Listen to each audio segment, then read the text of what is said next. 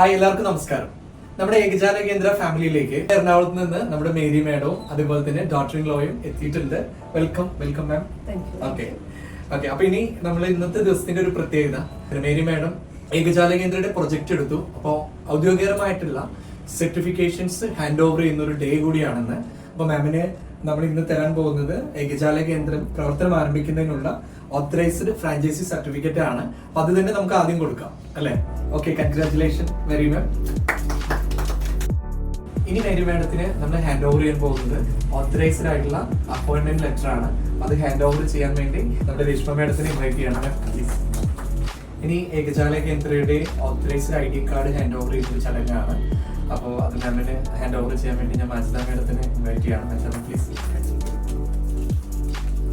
എറണാകുളം ജില്ലയിലെ മേരി മാഡത്തിനെ ഇനി നിങ്ങൾക്ക് എല്ലാവർക്കും കോൺടാക്ട് ചെയ്യാം. മാം ഓൾറെഡി നമ്മുടെ ഏകജാല കേന്ദ്രയുടെ പ്രൊജക്റ്റിലേക്ക് എൻ്റർ ആയതിനു ശേഷം ഒരു ഓതറൈസ്ഡ് കരിയർ കൗൺസിലർ ട്രെയിനിങ് കൂടി കംപ്ലീറ്റ് ആയിട്ടുണ്ട്.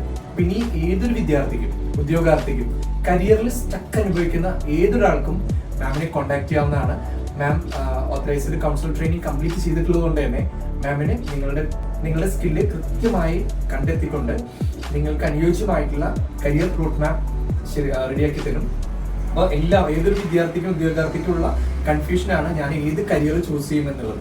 അപ്പോൾ ഇനി നിങ്ങളാരും കഷ്ടപ്പെട്ട് പഠിക്കേണ്ട, ഇഷ്ടപ്പെട്ട് തന്നെ പഠിക്കുക. അതുപോലെ തന്നെ ഇഷ്ടപ്പെട്ട കരിയർ ചൂസ് ചെയ്താലാണ് നമുക്ക് എന്ത് ചെയ്യാൻ പറ്റുള്ളൂ, ഹാപ്പി ആയിട്ട് വർക്ക് ചെയ്യാൻ പറ്റുള്ളൂ. അപ്പം മാം ഈ പ്രൊജക്റ്റിലേക്ക് വരാനുള്ള ഒരു കാരണം അത് തന്നെയാണ്. ഒരുപാട് വിദ്യാർത്ഥികൾ, ഒരുപാട് ഉദ്യോഗാർത്ഥികൾ മാം കൗൺസിലിംഗ് ചെയ്യുന്നുണ്ട്. അപ്പോൾ ശാസ്ത്രീയമായിട്ട് തന്നെ അവരുടെ കഴിവുകൾ കണ്ടെത്തിക്കൊണ്ട് മാമിന് ഇനി ഫ്രണ്ടിലേക്ക് പോകാൻ പറ്റും. മാമിന്റെ നെറ്റ്വർക്ക് മാമിന് പറയാം, എങ്ങനെയാണ് പറയാം. നമസ്കാരം. സാർ പറഞ്ഞതുപോലെ ഈ ഒരു കരിയറിലേക്ക് വരണം എന്നുള്ളത് ആക്ച്വലി ഞാനൊരു കൗൺസിലർ എന്ന കരിയറിൽ തന്നെ ഉണ്ട്. പക്ഷെ ഞാനൊരു ഫേസ്ബുക്ക് പ്ലാറ്റ്ഫോമിലൂടെയാണ് ഇത് ഞാൻ കാണുന്നത്. അത് കണ്ടപ്പോൾ മനസ്സിലൊന്ന് ക്ലിക്കായി.